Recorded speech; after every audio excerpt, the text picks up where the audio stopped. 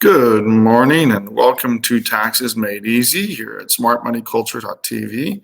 Hubert Johnson here from Guardian Tax Law. So what I want to focus on today is the how. How do you work with the IRS? How do you get through to them? And we're also going to talk about states as well, because that's one of the biggest frustrations that people have is they can't get through. When they get through, they get someone that doesn't know what they're talking about. They give them bad information or little to no information, and it feels like they're spinning the wheels. So, again, I want to be the most help.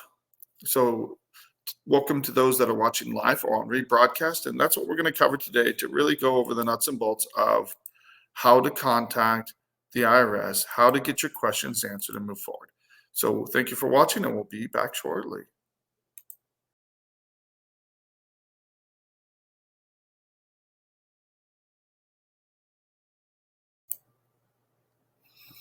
Welcome back, everybody. The Taxes Made Easy. Hubert Johnson here. And we're going to talk today about how to get through to the IRS, how to get your questions answered, and or states. So we're going to talk about the IRS and state agencies. So, and how do you look up their contact information? So there's a lot of that goes back and forth. So first of all, you have to understand what the IRS is. The IRS is a giant bureaucracy. So they are very inefficient. It's kind of like a lumbering giant, and you just want to make sure that they don't catch up to you, because when they do, it's very, very nasty. But they move slowly. They're inefficient, and they're getting better at moving faster on collections, on sending people nasty letters. But their customer service in the last few years has actually dropped dramatically. 4 or 5 years ago, you wouldn't call the IRS and be told, call back another day. That didn't happen. You didn't get, you would get disconnected, but now you can sit on hold for a couple hours and then just get disconnected. That was extremely rare before COVID. And even after, so it's really since COVID that things have been really bad. And have only gotten worse. The IRS has hired tens of thousands more people. It has not gone to customer service. There's a lot of new employees in customer service. They don't know what they're doing. They're not well trained, and the hold times have actually gone up, not down, with the IRS. And the IRS is the hardest one to get a hold of. Most states, fairly easy to get a hold of them. They might have some hold time depending on the state. California, there's times that their lines are just backed up, but the IRS, the states are in general are harder to work with. Their rules are stricter, and there's less leeway or forgiveness with the states. But it's easy to get a hold of them than the IRS. The IRS is the worst one to get a hold of and navigate. So the nice thing about the IRS is that they do, because they're so large, they have a fairly rigid bureaucracy, and it changes. So just once you think you have a handle on it, it can change on you. But some things have stayed the same. And so we're going to talk about the overall bureaucracy when it comes to calling into the IRS. So I'm going to try to be about as hands-on and practical as possible here. So when you call the main IRS number, and what is the main IRS number? It's 1-800-829-1040. I'll repeat that, 1-800-829-1040. This is the number to call in for most of your issues with the IRS. It's kind of like the portal way or entryway. Is there a different number for tax practitioners? Yes, but I'm not going to give that out, because you should be a tax practitioner calling that line. If you call that line, then you're not a tax practitioner. They might help you, but most of the time they won't. So call the 1-800 number. Trust me, the issues are the same on the practitioner line as they are in the normal number. Their phone tree is ridiculous. So when you call in, it gives you all kinds of options that you don't want, because they just try to give you an automatic message and get you off the line. you have to stay on the line. You have to hold and wait for a representative to actually talk to somebody. And that can be quite a while. When you call the IRS, if you have 10 minutes, don't call the IRS. Expect 30 minutes to an hour, if not longer, to get through to the IRS. Now, I've dropped a couple hints before. When is the best time to call the IRS? Not Monday, not Tuesday. Wait till later on in the week. And the best time to call is between 5 and 7 p.m.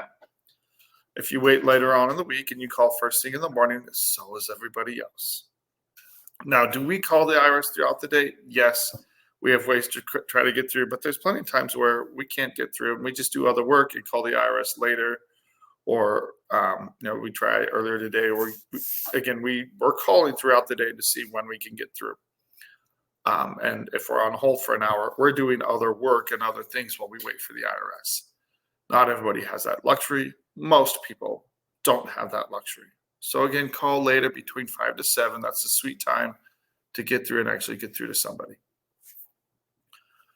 So when you call, think of it as a cake. There's layers to it. So when you first call the IRS, you're going to be talking to the streamlined unit. And I think they've reorganized it because the first layer, the streamlined unit, used to be able to do very simple cases, installment agreements, et cetera, like that. I don't think they can even do installment agreements anymore.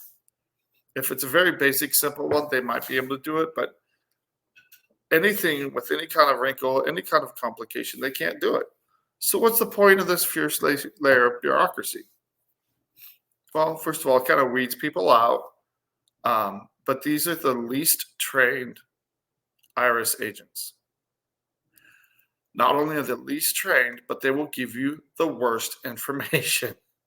They'll tell you have to file 10 years of returns. They'll tell you that you have to claim married filing separate or whatever. These are poorly trained, fairly new employees that don't know what they're talking about most of the time. So what are they good for? They're good to get information from them. Now, should you trust the information from them? No, not really. Verify it. So when you call in, find out which years you need to file. And this should match what you know, but sometimes you think you have filed tax returns and the IRS just doesn't have them. So the nice thing is that you can either resend them in by mail, or they have fax numbers now where you can fax in a return and it gets processed a lot quicker. This first layer of the IRS, the streamline unit, probably doesn't even have the fax numbers to send, and you might have to go deeper into the IRS bureaucracy to get those numbers and fax your tax returns in.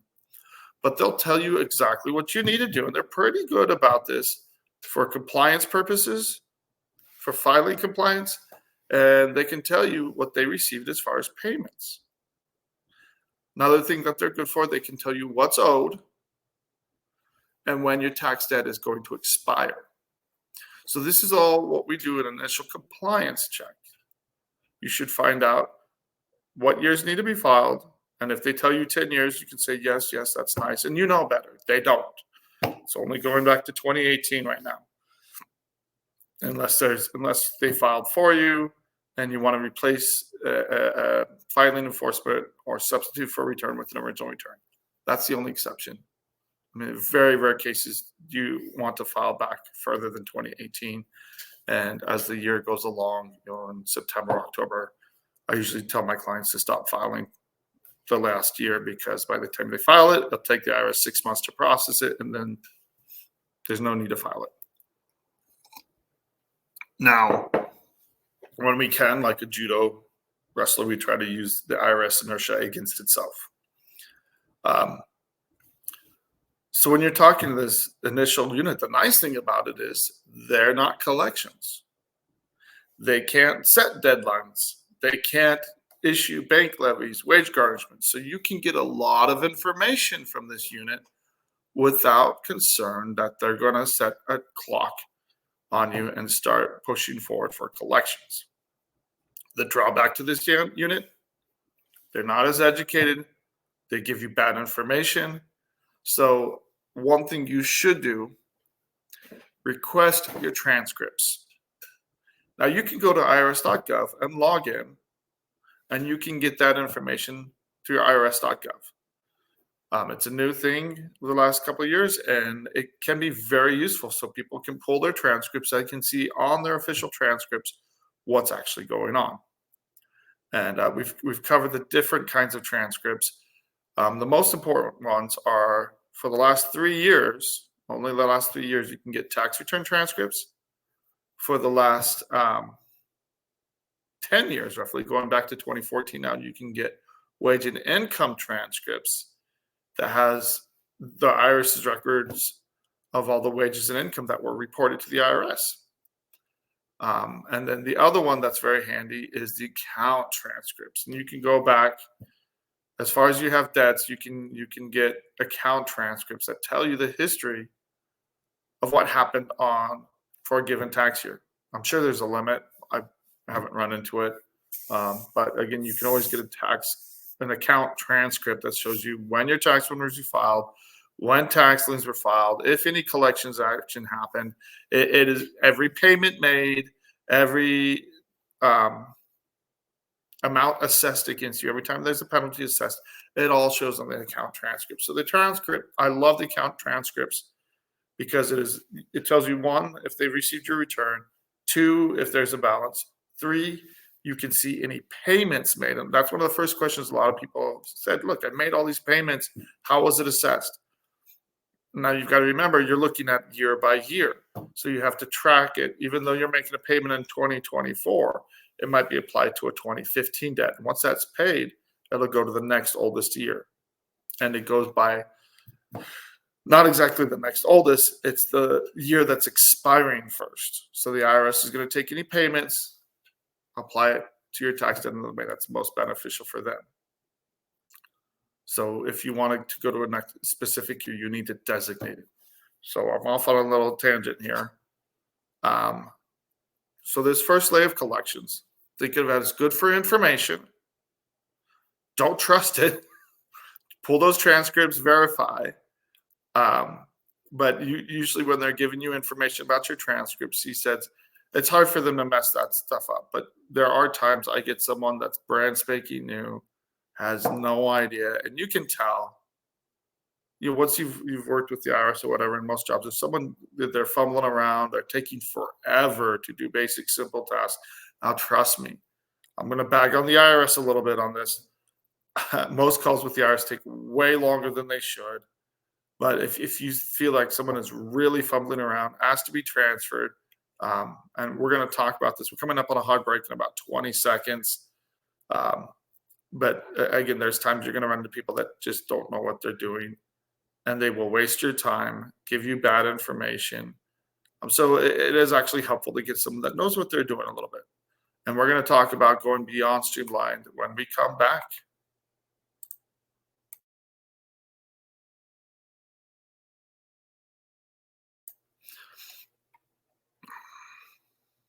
Welcome back, everybody. Thank you for watching Taxes Made Easy. They're live on rebroadcast, and we're talking about how to navigate the IRS bureaucracy. So the very first layer is called the Streamline Unit. Great for information. They won't start collection actions against you, so it's a great place to go and get information. If you are in collections, sometimes they'll give you information. Sometimes they'll want to pass you directly on to collections. So just be aware of that when they want to pass you on. It's the next level up. And to be honest, within Streamline, there's usually a couple different layers. So they might transfer you to someone else that is going to tell you the same information, and they can set up a basic installment agreement. Like I said, the IRS layers in the last few years, and they're not helpful. One layer is pretty much like the other as far as when you're initially getting through. So if you need to actually have action taken on your case, you need to stop collection actions. You need to talk to someone that actually can resolve your case, either through a hardship status. And you should be able to do that with the Streamline Unit. But again, the level of competence has dropped to the point that when they do it or they try to do it, they mess it up. And in many cases, I used to do installment agreements or non-collectible statuses all day long with the streamlined unit. There are plenty of times I preferred it to collections. It's tough. See if they can do it. If they can't do it, just say, okay, thank you. Pass me on to collections, please. And so this is called ACS, Automated Collection System. Now, there's good and bad here. First of all, they're more educated. They will give you better information, and in general, they know what they're talking about. There's been a huge brain drain post-COVID. A lot of the more experienced IRS employees retired, left, didn't want to deal with all the craziness happening post-COVID. So you will get people in collections that just don't know what they're talking about or are ridiculous. And if you really get someone like that, I know it's a pain, but if you get someone that is just saying ridiculous things, and this is why it helps to have someone that knows what your rights are. If they're telling something that's completely opposite of what I'm saying, and I'm not this IRS god where I have all knowledge, but if it's clearly wrong or flies in the face of reason, call back, get someone else. There are plenty of times I hang up on IRS employees, and I try to be nice. You develop a reputation if you work with them long enough. But I hung up on someone just the other day. They were. It wasn't in collections, but they were dragging their feet, and they were going to take 20 minutes to verify something that should have taken 2 minutes. And I could tell they were going to waste my time. So they said something stupid and just showed a complete lack of desire to move a case forward. So I said, okay, I'll call back. Bye. Don't be afraid to hang up. You call back, you're not going to get the same person. But there's no reason to be rude to them. They're people. They're learning just like anybody else. And again, when you get to collections, once you hang up, they are essentially done on your case. They can't do anything else. But again, there's absolutely no reason to abuse people verbally. Please be professional. Even when I got very testy with, I think it was last week with the revenue officer. And he asked me, did I insult him? Because I was getting heated. And I stopped and I said, I called you sir because I'm a professional and I always am a professional. And he said, oh, I don't know what he thought I called him, but I referred to him as sir. And when I'm on the phone, I use yes, sir, yes, ma'am. I can be testy. I can get upset when someone's not respecting my client's rights. I'm filing a formal complaint against the revenue officer. That did everything wrong, but I'm still polite and professional to them, even though I might be calling them out. So when you talk to collections, this is where they're going to set deadlines on you. They're going to give you 30 days, 60 days to file your tax returns. They're going to say, okay, let's give you some time. And once you burn through that time, though, now you are going to be more on their radar. So a lot of people are concerned about calling the IRS because they're going to start the clock ticking. They're going to trigger deadlines. This is collections. This is where that happens. So a lot of times a good strategy is to call the streamline unit, get the information you need, get your tax returns done, make sure you're doing what you're supposed to be as far as estimated tax payments or changing your withholdings. And then when you have a better idea and your case is closer to being resolved, then escalate it to collections. It's like, okay, now we're ready to move. Now we're ready to get this taken care of. The longer you delay, the more likely your case will be elevated to collections anyway. And if you're getting notices of intent to levy, it's either on its way to collections or already there.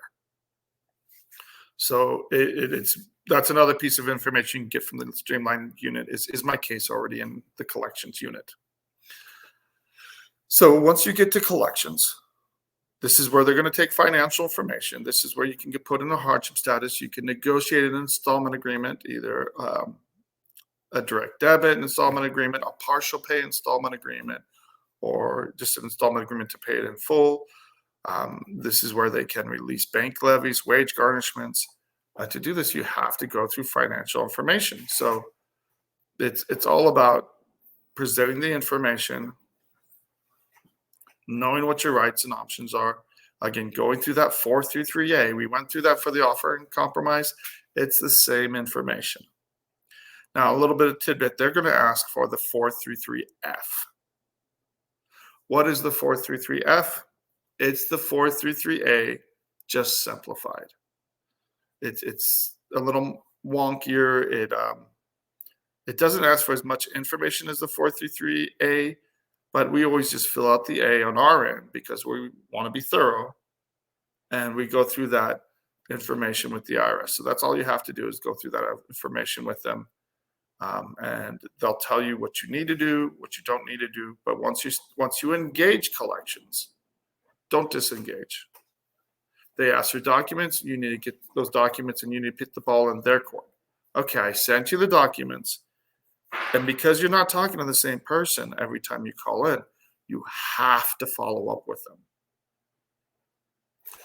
Now, depending on your strategy, what you're doing, if you're sending documents to them, ideally, if you have them right there, you can fax them directly to them. Either have a fax handy, or there's plenty of e-fax options. If you have them uploaded to your computer on a PDF, you can just e-fax documents directly to them in the call. If you're going to mail in documents, so if you have a lot of documents, more than 20 pages, their faxes take forever. So you can fax it in the call that you're on. If you have a few pages, I would say 5 to 10 at most. 10 is a lot. If they have to sit there on hold and wait too long for a fax, they'll disconnect. So if you have multiple pages, you might want to send a couple pages in one fax and another couple pages in another fax. So they're getting something as you go through. If you have 10 or more pages, they're probably going to ask you to mail it in. Their mail department is atrocious. So when you mail something in, it's a great way to buy time. But if you're trying to get something done and move forward with your case, try to avoid mailing documents in. So if you are in a rush and you want to get things done so you can resolve your case, move forward, great. If you're trying to buy time, mail in documents. It's the quickest way to buy a lot of time, and the ball is in the IRS courts. It's more than 20 pages. What's the address to mail it in? You mail it in. Follow up monthly. See if they even got it. Once they get it, then it's going to take time for it to be assigned and processed. It really adds at least 6 months to a case. It can even add in more. Now, the IRS has changed their policies and procedures, so they're not asking for people to mail in a lot of documents. But if you do have a lot of documents and then you have to mail it in, first try to limit it. And that's one of the strategies we use. We try to limit how much we mail in. Again, in the last 6 months to a year, I've probably had documents mailed in once or twice. And we handle hundreds of cases. So that's how rare it is to mail in documents, because we actively work to avoid it. If you want to buy 6 to 9 months of time, mail in your documents and tell them, look, it's in the mail. And they'll sit there processing center. But now you have to follow up. The worst thing I hear from people is, I mailed a letter in. My CPA drafted a letter and mailed it into the IRS. If it doesn't fall into their one neat little category, it's just like throwing stuff into a black hole. Mailing a letter to ACS, you might as well spit into the wind. They're looking for financial information, and if you've gone over the financial information, they'll ask for bank statements, proof of payment, loan denial letters, whatever. They'll ask for substantiation to go with that. And so you're sending that, and they'll have your case noted that they're looking for A, B, C, and D. When you send in the documents, they'll match that up to it. If you put a cover letter, or if you just mail in a letter separately, it doesn't match their workflow. It doesn't match what they're doing, and that'll get tossed. I don't know how many times people will tell me their tax preparer or CPA sent in a letter. Okay, it probably got chucked, probably got thrown away because they didn't know what to do with it. It doesn't fit their normal processes, so it got ignored. So that's why it's so important to understand the IRS processes and how to work through collections. Now, collections is usually where you kind of stop, but the IRS, in their wisdom, sarcasm alert, has added more layers to their bureaucracy, and they're worse and they're harder to deal with. So, one of the worst ones is special compliance. This is a new one that's been added the last couple of years. They're a deeper layer than collections. So you essentially have to get to collections and then get to special compliance. They are less responsive. So you spend all this time on the phone to get through to somebody, and then you get through to collections, and then they tell you you have to go to special compliance. So if you know that your case is in special compliance, try to get a phone number to go there directly. They usually won't give it out, but ask for it. There's no direct number for collections. But here's the key. If you can put in a social security number, do it. The reason for it is if your account is already in collections, it can send you directly to collections. You can skip those layers and get directly to collections. Now, special compliance, once you finally get to collections on the phone, you've been dealing with this, and then you get to collections and they tell you, look, your account is in special compliance. Then you get transferred over to them. There's very little rhyme or reason which cases go to special compliance. We haven't figured it out yet. It's just every now and then a case is in special compliance, and then it's so much harder to deal with. It's not a dollar amount. They usually are complicated cases, but again, I think the IRS is figuring it out too, and they're not doing a good job of it. So when you go to special compliance, it's like collections. You would expect they would have the most experienced representatives there. No, not necessarily. And we've actually run into some people in special compliance that were worse than collections. So again, it's if it's in special compliance, you have to talk to them. The IRS won't let you talk to anybody else. Nobody else can handle the case, even collections. Now, FERDI. This is for federal employees. If you have contracts, you work with the federal government, your case might be labeled a FERDI case. Only certain IRS agents can handle FERDI cases. Good thing is, they're usually really good. So if you have a FERDI case and you've called them before and you know your case is a FERDI case, when you call in and you talk to Streamline, tell them, look, this is a FERDI case. Please transfer me to FERDI. That's FERDI. And you should get transferred directly to a FERDI representative.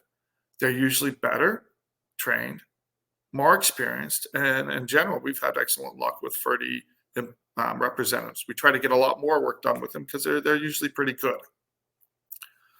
Now, we're coming up on a break in a couple minutes, but one side of this is the business side. So everything I've been talking about is on the individual side. There is a mirror side of it. So you have the individual side, and then you have the business side. And it's rare to get someone that handles both. It happens. When I do, I try to get as much work done as I can with them because they're usually very experienced, very knowledgeable, and people that get trained on the business side. Again, and it varies. So when you're in Streamline, if you're in the Streamline business, again, they're just giving you basic information. They're helping you out, but they can't really resolve most cases. Then when you go to ACS collections, to their business line, those are usually some of the better trained representatives. Not everybody can do business and personal. So if I do a business case and it goes to the business collections, I'll try to do as many business cases as I can. But if I have an individual one after one or two cases, I might say, hey, can you do individual too? Do you mind doing one more case? And so you can ask them to do individual over there. and they often will help if they can. So those are the better trained, either FERDI or business collections. Oh, I wish that was all. So those are the units you can actually talk to. Special compliance is kind of off in its own little corner. They're harder to talk to. And so the best thing that you can do is use their system against them. Now we're going to talk about some of the other IRS units when we come back. The offered compromise unit is a completely separate unit. Tax lien unit is a completely separate unit. Audits and exams, you can't talk directly to them unless you have an auditor assigned to you. So I'm going to focus on audit and exams in the last couple minutes and probably talk about it when we come back. If you have an audit or an examination and you're following up on it, and you say, look, if you get a letter with the phone number, you call them directly. Call them directly. If you don't, and you try to find out what happened with an audit was closed, etc., then you have to go to collections and say, hey, I need to have a reconsideration done. You get the information. You can submit the audit reconsideration or to reopen the audit. But a lot of times you're reaching out in the dark for an auditor or for appeals to get back to you. So we haven't really talked about appeals. That's probably going to be a whole different, we could talk about that tomorrow. But getting through to these more further into the IRS bureaucracy, examinations, appeals, a lot of times you're talking to collections and following up on this. Abatements is a very clear example of this. If you're doing an 843 reasonable cause abatement, you submit it and you have to follow up with collections. Is it received? Is it processed? Has it been assigned to anybody? And you're waiting months, but you have to follow up on it, because if you don't follow up on it, they can toss it, they can forget about it, and you might not ever get a response. So that's why we'll follow up on things for 6, 12 months, 18 months until it's actually considered and you get heard. So again, if it sounds like a giant mess, it kind of is. That's one reason a lot of people hire us, is just because it's a mess. It's so hard to deal with, especially if you have something more complicated. If you have questions, give us a call, free consultation, free advice, and we'll be right back.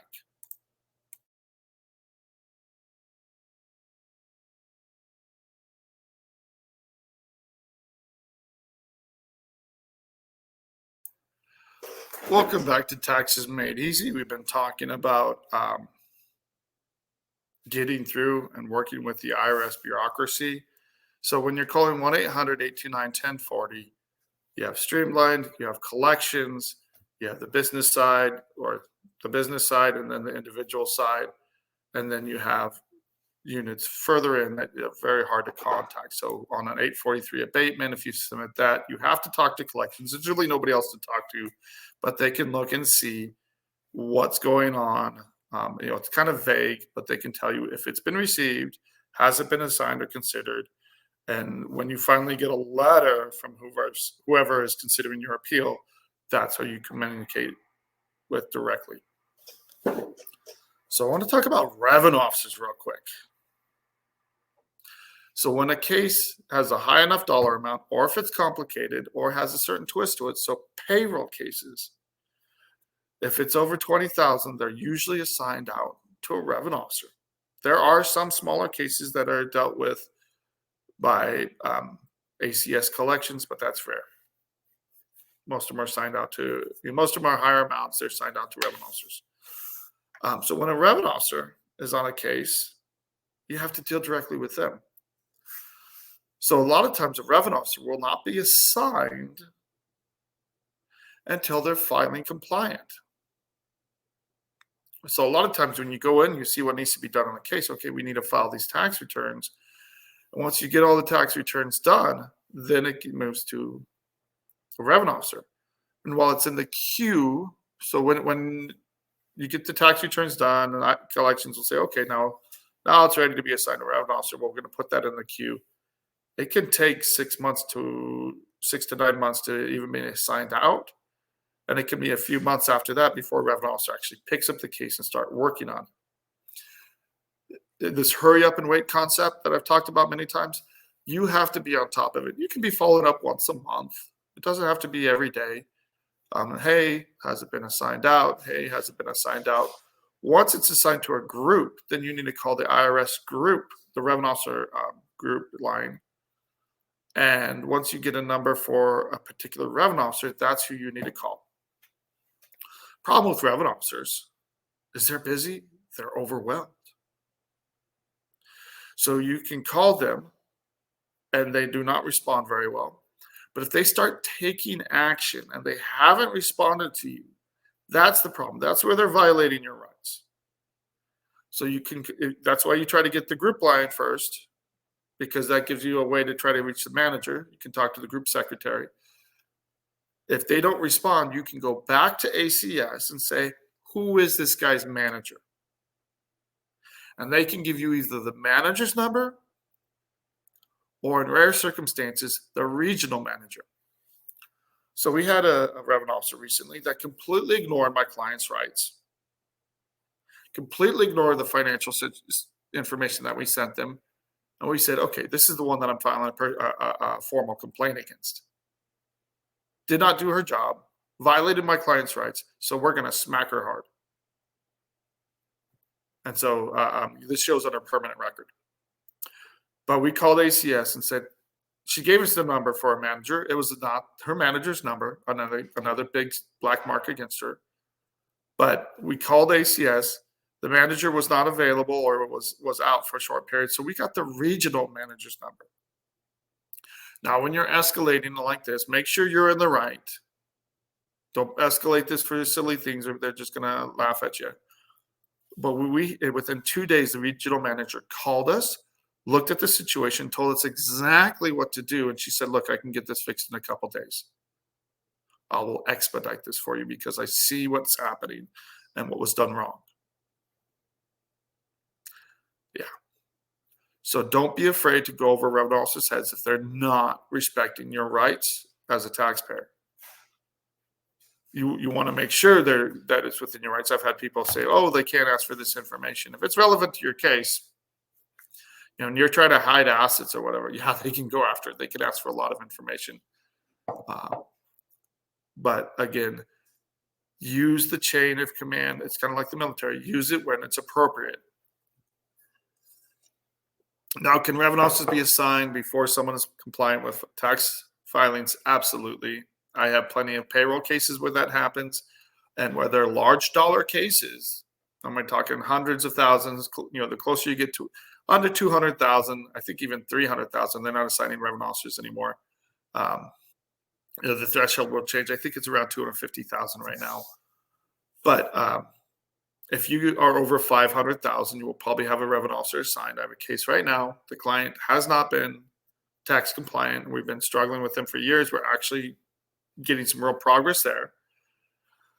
But the revenue officer has been very active. We've dealt with the revenue officer and his manager. And to be honest, most of it's our client because after a year and a half, they still haven't filed their returns.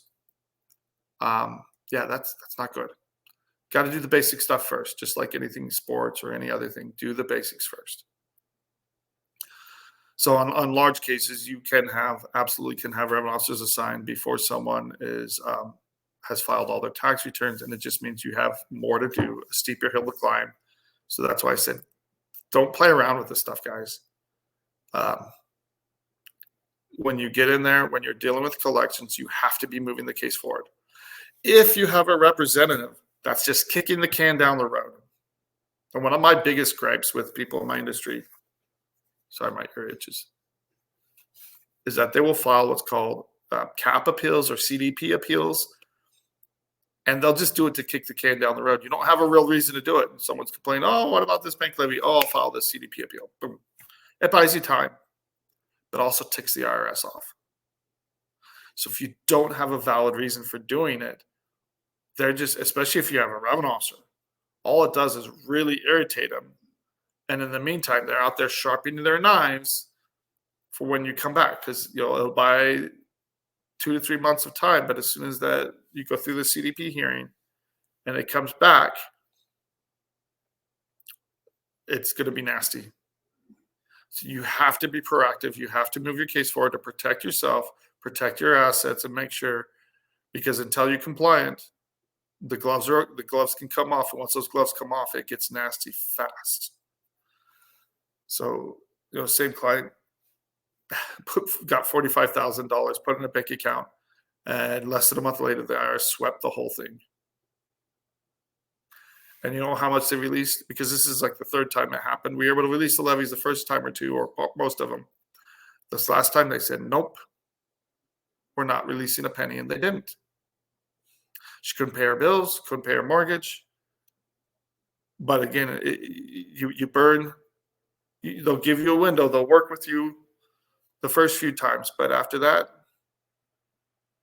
don't play around with them, because you will get to the point where the gloves are off, and they'll do as much damage as they can until you get your stuff together. I want to talk about the offer and compromise unit. So they have units that are completely separate, and you have to call them directly. There's the tax lien unit. If you have any tax lien issues, you have to call them. Used to be you could get through to a person. It's tough. Now you have to. It's easier to fax something, and they have a fax number. There's a national number, and then there's the there are local numbers for the tax lien unit as well. You can leave a message, but the best thing to do is fax it a form, and that's when someone will call you. Hey, this form is defective. You need to do this.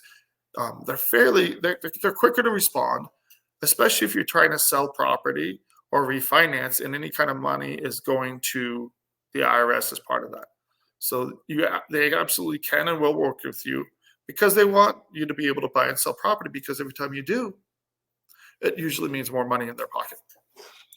Now, the offer and compromise unit, I had shared the numbers for them before. I'll do it again.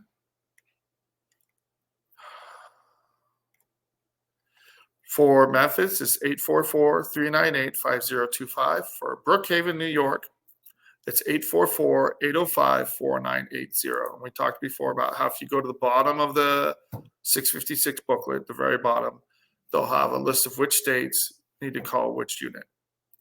And you need to call that unit and work with them until an offer specialist is assigned. Once they're assigned, same thing, you speak to the specialist. But if you can't get through to them, if you have problems, go back to the unit, the offer unit, and they can send messages. They can make sure that the offer specialist reaches out to you. Sometimes they just need time. But if you've been bugging them for a month and with no response, be aware, call and find out what's going on. They might be on vacation, they might have gotten sick, or they just might be that far behind, or they might be ready to close out your offer and you don't even know it.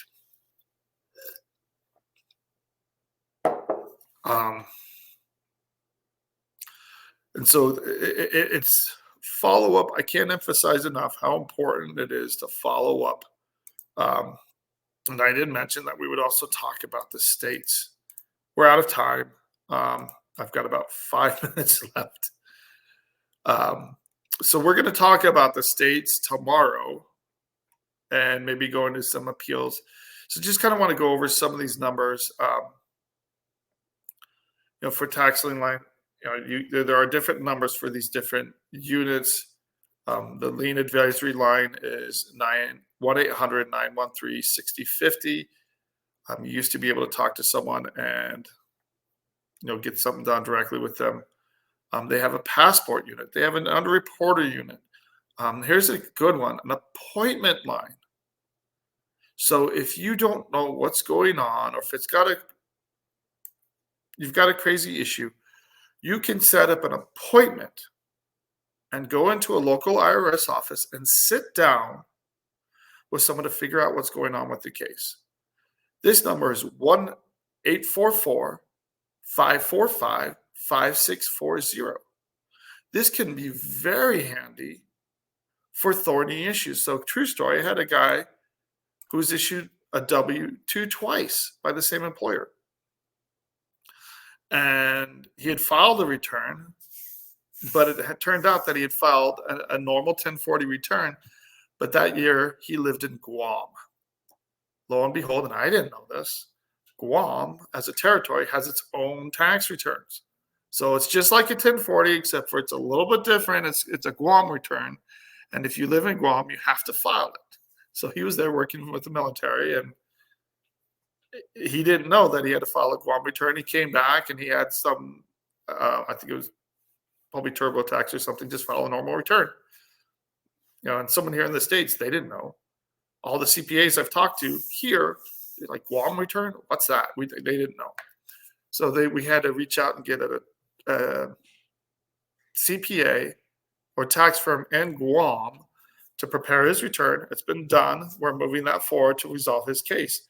But again, this is a wrinkle that we didn't expect. And there's times I've gone with clients and said, hey, here's the situation. How do we move this forward? And because I can speak their language, we can move through it very quickly and know exactly how to move forward. Similar situation, I went in with a client that had a golf course. And he managed this golf course, and someone gave him the bright idea to set up his own 401k. He didn't know what he was doing. So he set it up. He maybe had 40, 50,000 in there for himself, but he didn't follow the right forms, and he closed it out. Well, as soon as he knew it was a problem, and he got hit with the fee for over $100,000. It's like, I never even had that much in there. How do I get hit with these nasty fees? Well, the IRS looks at 401ks as you have other people's money. There's a very high fiduciary responsibility with these 401ks. So we went in, sat down with the representative. Why did he was in another state? We figured out exactly what we needed to do, appealed it. We did an abatement and appealed that, and got the whole thing removed. So the client was very happy. So if you run into a roadblock and you're not sure what to do or how to do it, and ACS doesn't have the answer, which you get these complicated wrinkles, and they come along more often than you would think. It's very important to get those right. So tomorrow we're going to focus on the states, how to get through the states. We're going to talk about some other collection agencies. Believe it or not, the IRS is not the only federal collection agency. We'll talk about the Bureau of Fiscal Services that most people have not even heard of. And so that's going to give us plenty to talk about tomorrow. And then we might touch on appeals. But we might spend a lot of time talking about some of the big states, and we'll talk about how to reach individual states. And again, plenty of information, plenty to talk about. So again, if you have questions, something didn't make sense, send us an email through our website, guardiantaxlaw.com. Call us at 520-485-7371.